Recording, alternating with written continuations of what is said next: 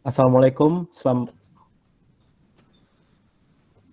Good morning, respected ladies and gentlemen. Me, Ardi, as the moderator for the second group presentation.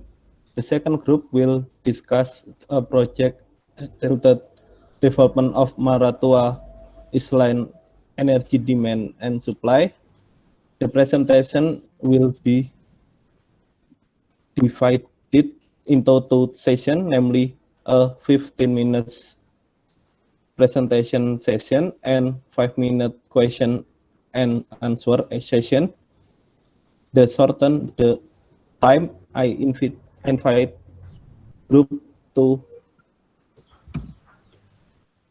start the presentation. Please. All right, okay. So good morning, ladies and gentlemen. So it's me again. Now I'm from group 2. And please introduce ourselves before we start the presentation. So my name is Gunawan Sutejo and my colleague Yunanto. So good morning all. We would like to present our project, the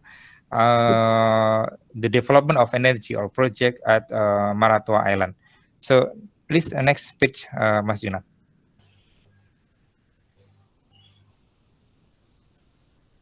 Well, okay, so for you that do not know the Maratua Island, so Maratua Island is located in between of Borneo, Big Island, and Sulawesi Island. So if you see the map, maybe you will not find it because it's very small. But if you zoom it on that area, you will see Maratua Island, the beautiful Maratua Island. Even though that is located in between of Borneo and Sulawesi Island, but it is already one of the outermost island in Indonesia, so that we have to take care as well. This is part of the Derawan Island. Geographically, it is located in Berau district. So Maratua is one of the sub-district in Berau district. Berau district actually is part of East Kalimantan province. So if you see the island, then we have a Berau district and we have island, small island outside the Borneo Island, which is Maratua Island. Maybe you already understand Derawan, but actually Derawan is part of Maratua. Okay, so next slide, please. So from Google Map, you can see that actually there are two centralized area of community. One on the north and one on the south. And though it is actually a remote island, but there are many inhabitants there. So there are many population. So apart from that, the tourism activities also spread over the island because the island is very, very nice. We have a good beach. We have a good flora, coral, and then actually for diving tourism, it is one of the best in the world. Next, please. So in 2010, according to BPS, there were a population of 3,000 people, and then it's growing. And then by 2018, it was near to 4,000. And mainly the activities, the economic activities is fishery. So majority of them, they are fishermen. And then the tourism activities actually were recently developed by beginning of 2000. So before that, maybe we never had about the Maratua or Derawan, but starting beginning of 2000, the local government took into action to develop the tourism activity. And as it is said before that, the distance from the main island is far, 4-hour boat trip from Borneo. So in terms of electricity, it is disconnected from our main grid. Next, please.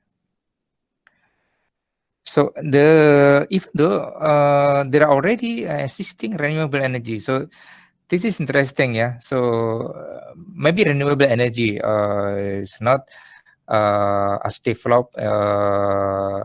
It's not too developed in the area that has a good supply of electricity, like Java. But here in Kalimantan or in Borneo, it is one of the alternatives to supply energy because it's far from the main island. They have already several PLTs,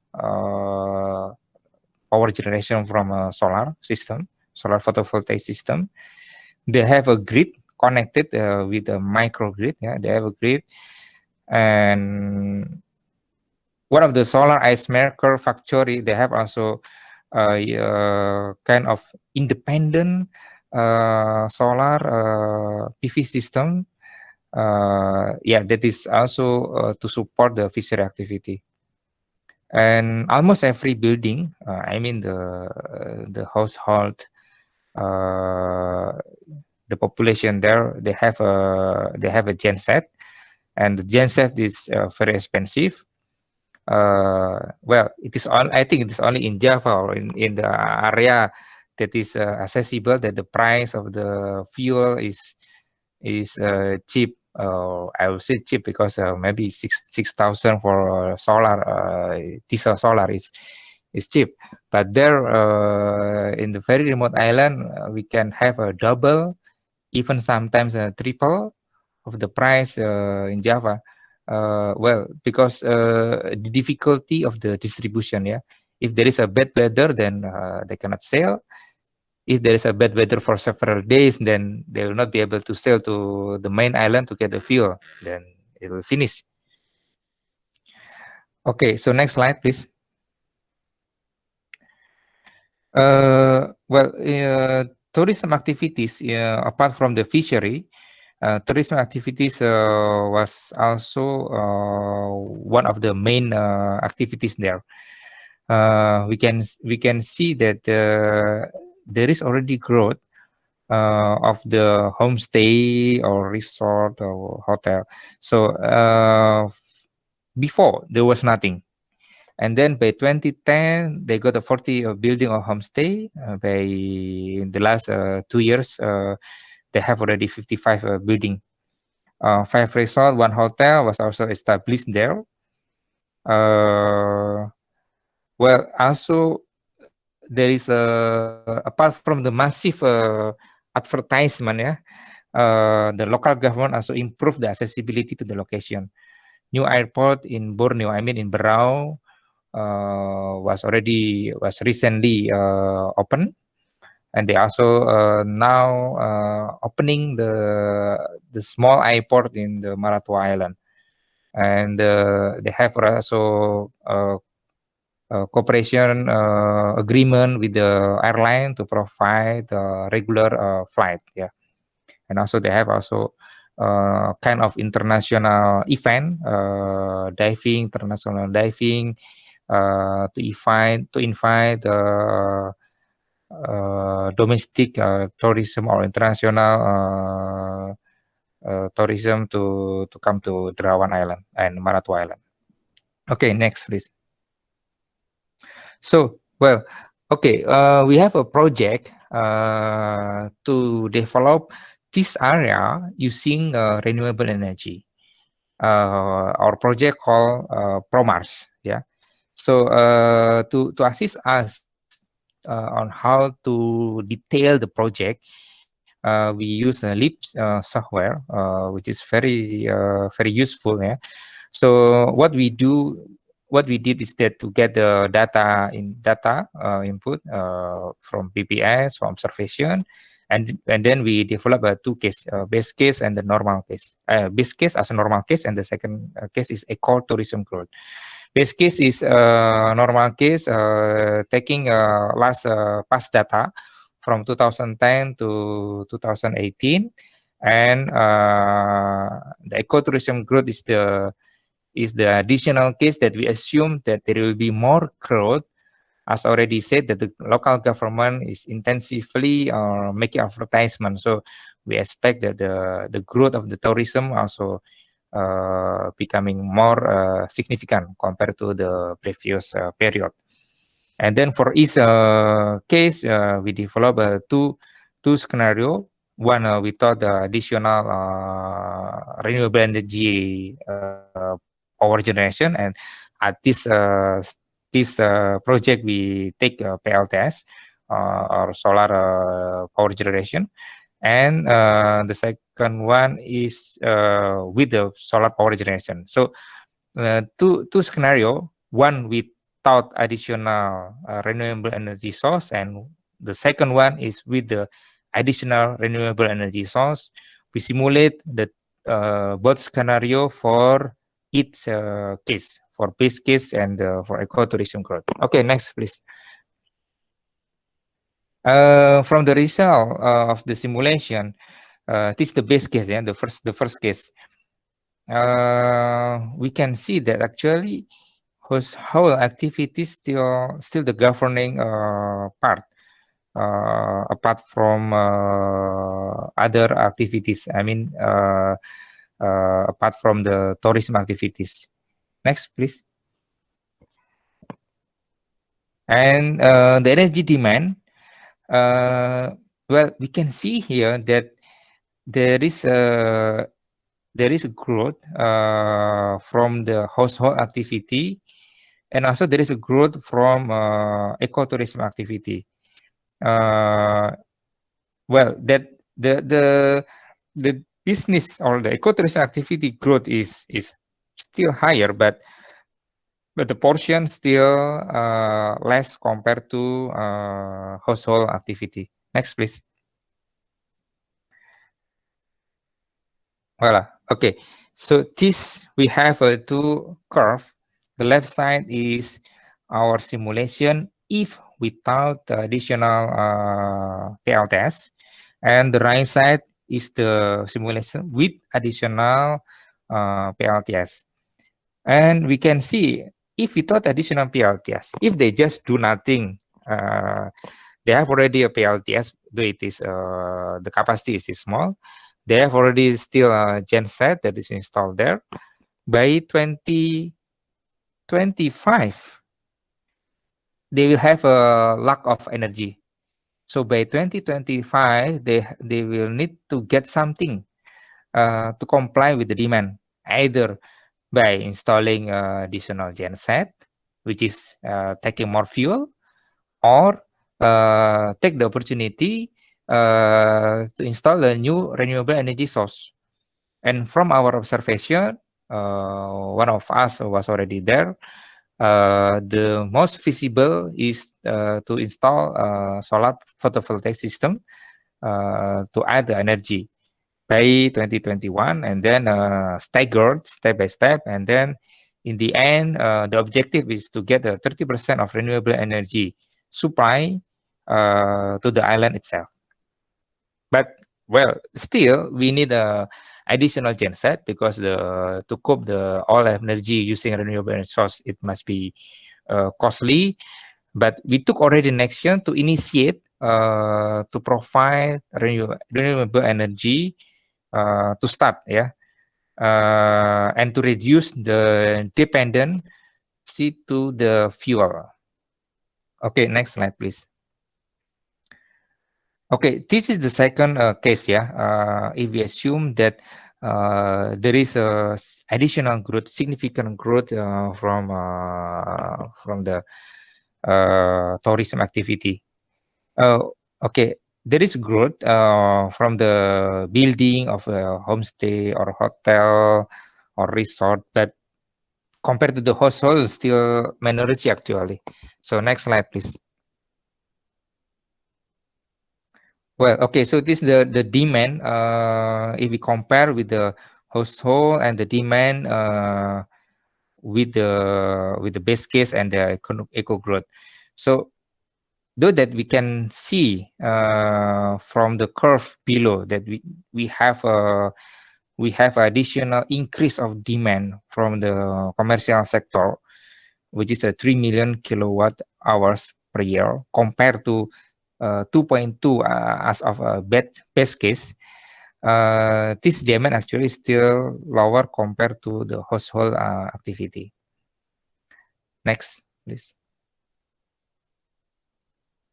Okay, so this is again the same curve as we presented before. The left side is still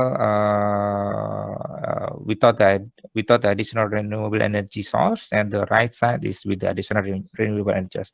There is no much difference actually compared to the first case, because still the main demand is coming from the household activity. There is additional demand, of course, with the case 2 here, but more or less is still same within the same order with the case 1. Okay, next, please. Okay, so I think this part will be continued by my colleagues, Mas Yunan, please.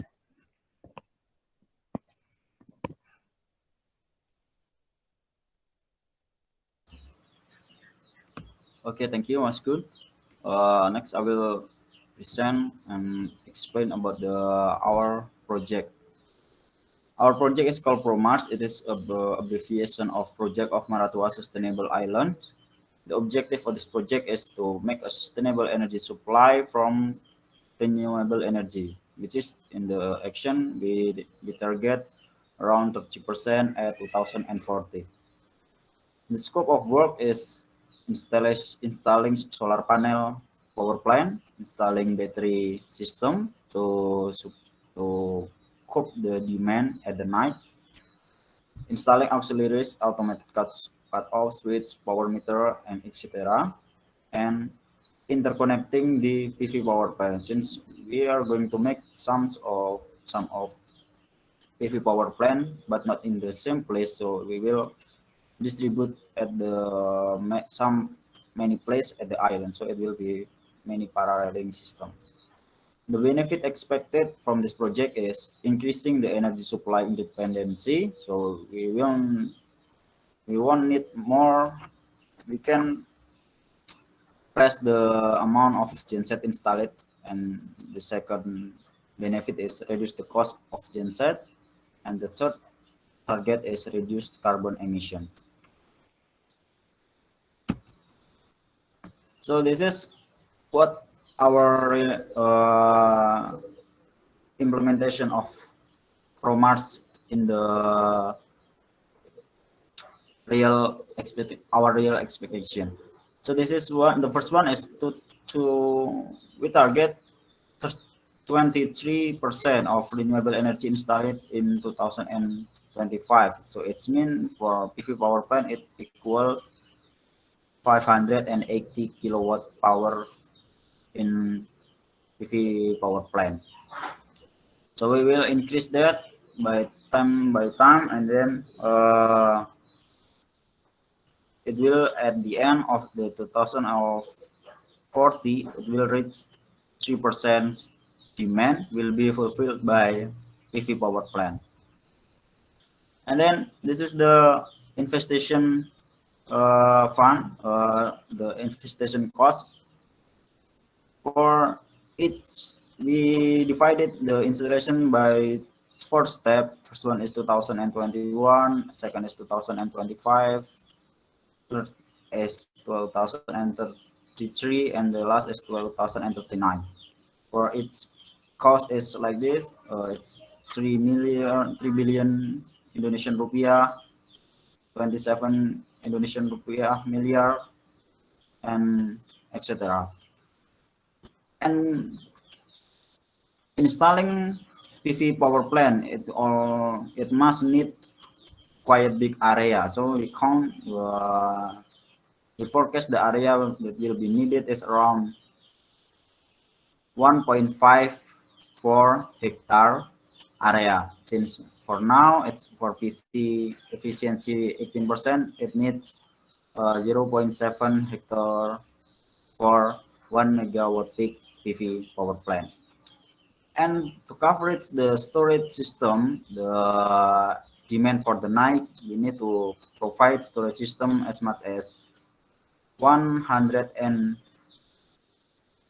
1,900 kilowatt hour storage system. And the last, for the 2039, we have to install 7,900 kilowatt hour battery bank.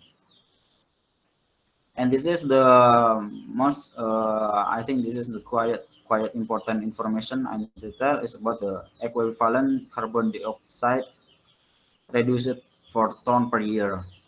For 2025, we estimate that we can reduce the carbon dioxide in amount of 238 ton. And for the 2039, we can reduce almost 1,000 tons of carbon dioxide. It's a quite big amount. So this is, we compare, and then later we compare the diesel consumption, the fuel consumption in diesel. If we compare, we use diesel and we use the solar. The first one in for the eco crude and for the base case. By the comparing the, when we compare the product, the electricity produced by solar PV and then divided by the fuel and compared by the fuel to operate diesel, we get this number. So from installing PV power plant, we can save around 100.5 million USD until 2040. It's equal around 157 billion Indonesian rupiah. And and then we compare with the investment cost of the staggering PV system installation. It's total in $138 billion. So it is more economically better for we to install solar power plant than to operate diesel as the electricity maker. This is the plan. So what we call as Promars is we will install PV system in some area. We distribute at the, for this case, I say we put 5 number of PV plant, but it can be more or it can be less, but it is not in the same one place. So this is what we call as it will be a microgrid connection. So each other PV power plant will be connected. The advantage of this kind of system is we will not need so vast area in one place, since we distribute the PV power plant in this several area. The others, and for when one system is in maintenance or down, the others can still work. So it's it's like paralleling system, the advantage of parallel system.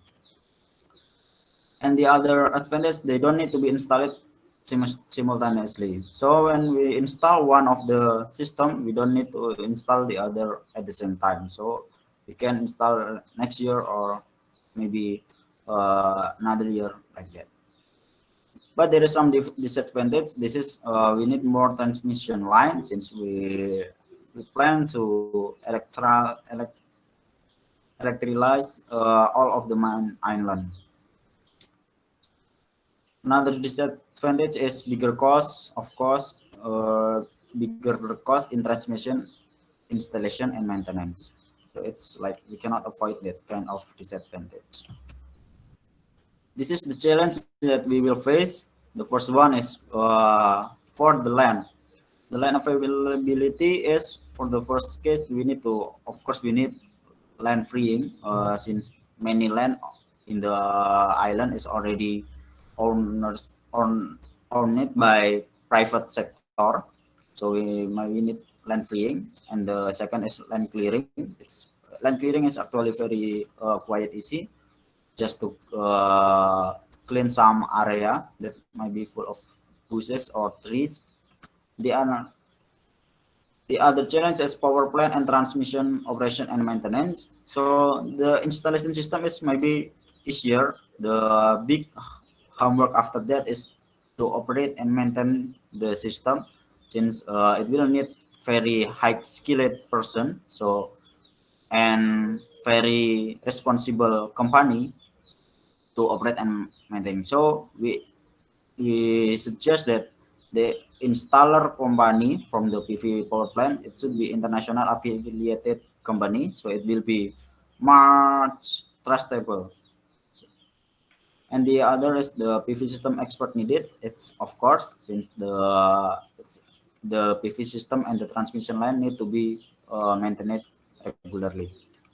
Another challenge is the financing. Since the financing is we need to pay repayment when we use the bank, and for now it's quite hard to get financing from bank.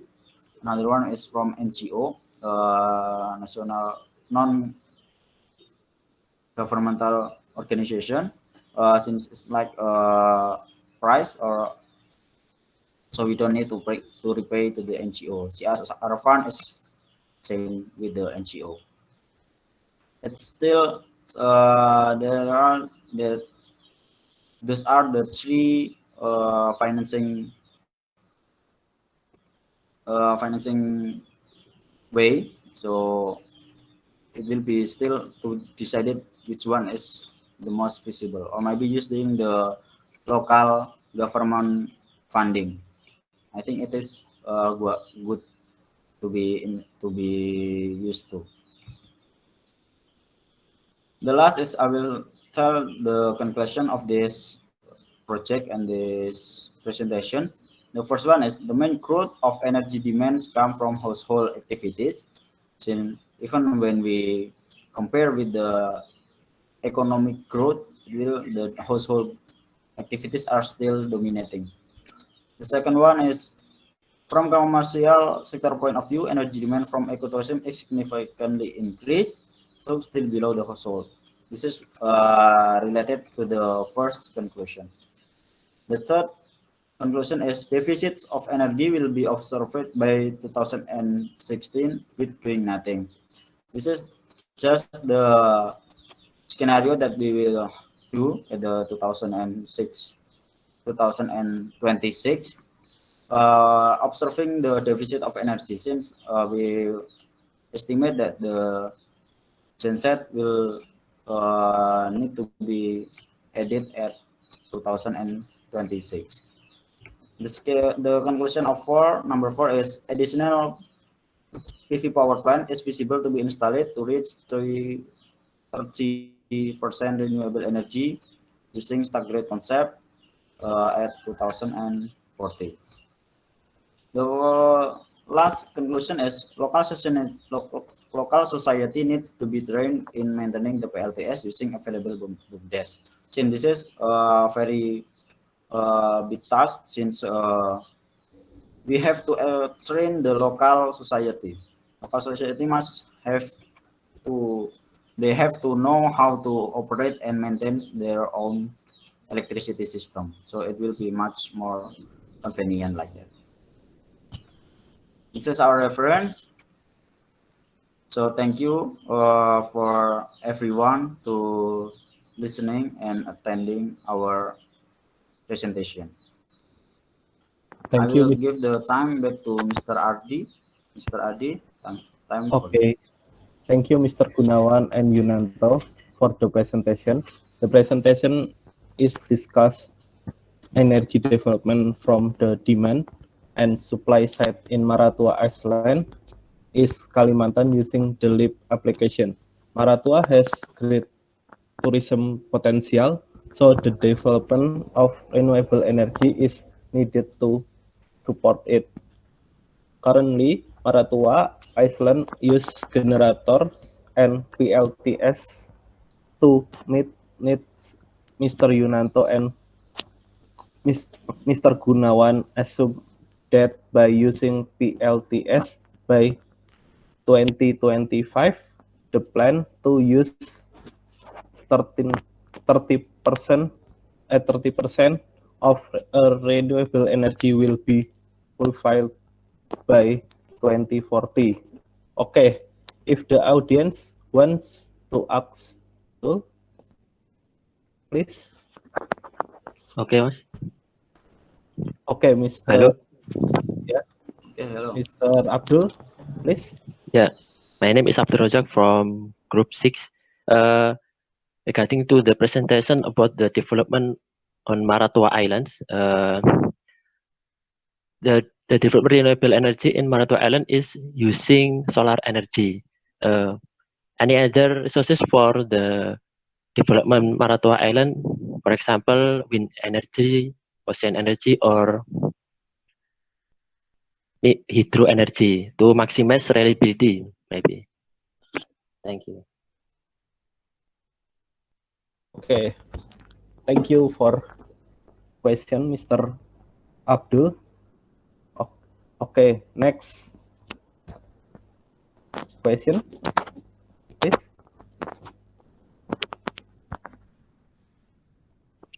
I want to ask a question. Okay, Mr. Fios, please. As you said before that the project challenge, one of the project challenge are from the financing scheme. I want to ask about your opinion about the financial scheme from the PLN or the government, the local government or the province or the ministry. What is your opinion about that? Thank you. Okay, please come to Mr. Yunanto and Mr. Gunawan to answer question. Please. Okay, thank you, Mas Adi. So please allow me to give a short answer, and then maybe later on Mas Yunan also will add regarding the other source of energy, renewable source, as already we discussed during this class. Yeah, actually there are many sources that we can use in Indonesia. Wind is one of the potential source. Tidal energy is also potential there. About the hydropower, so because the land is relatively flat, so will not get much potential from that. But well, we can develop additional power source. Maybe wind energy is the second one that is more feasible after solar PV. A tidal, maybe we still need more research on that and how to make it efficient with minimizing the investment cost. But when we see the community, they already using a solar photovoltaic system. So if we install the PV, so why we just take a PV as the source is that the society already know this solar system. So we will not start from the scratch. So we can just add more power generation, the solar system, and then we can train them, and then they will just continue from the small step that they have already now, and then increase and then enlarge the scope. So that is why the background we use only solar PV system. Regarding financing from PLN or maybe local government, well, PLN also has a plan to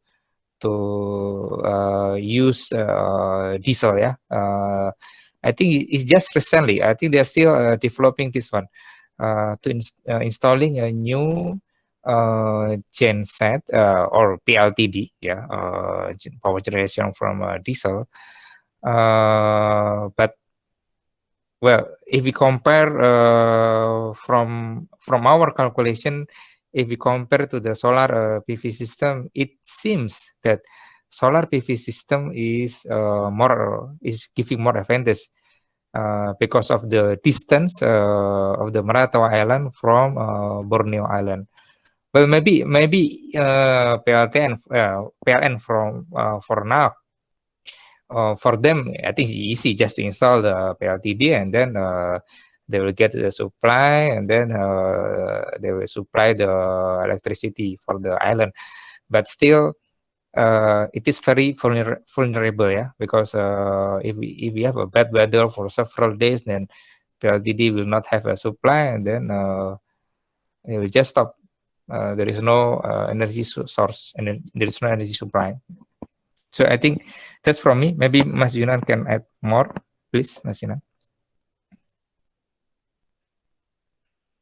Okay, thank you for Mr. Gunawan for answering. I will just add some and just say my agreement from what Mr. Gunawan has said.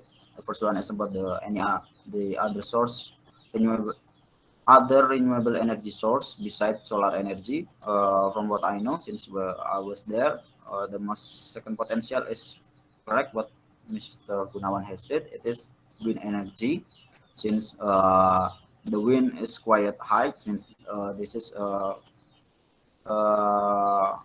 it is quite near to Philippines, and we know in Philippines it's quite big wind too, and it's quite near to Sulawesi, and in Sulawesi we know that there is a biggest wind energy installed, so it's quite potential to install wind energy in there. But for the real potential, we still need have to do the research. But for the solar, it's already people there already know, so we don't have to start from the scratch, like what Mr. Gunawan has said. For the second question from Mr. Pius, it is about what do you think about financing scheme from government? This is this scheme, it is acceptable, since many other area is like Ministry of ESDM. They already install some of the PLTS in other area, in remote islands they install, but the weakness is ESDM still install without connecting each other system. So it is recommended to install, but interconnecting its PV plant is better, since it will make the reliability higher. But for the scheme, that the financing scheme from government, maybe not just from the ministry, maybe from the local government or another central government, it is acceptable, and it's good, since the main purpose is we can electrolyze local society, and the source is renewable energy. So we don't have to accept just from special finance source. So we can take any source that come to offer the finance.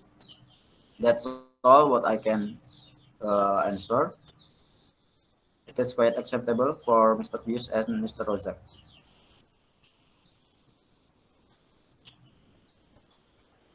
Okay, Mr. thank you. Pius. Okay. Thank you. Very clear answer. Thank you. Okay. Time to you, Mr. Ardi. Okay. Then I invite Mr. Agus to provide input from the presentation of Group 2. Please, Mr. Agus. Okay, go ahead. Yes. Okay, I will end the presentation from Group 2. I will return it to Mr. Gunawan as MC. Thank you.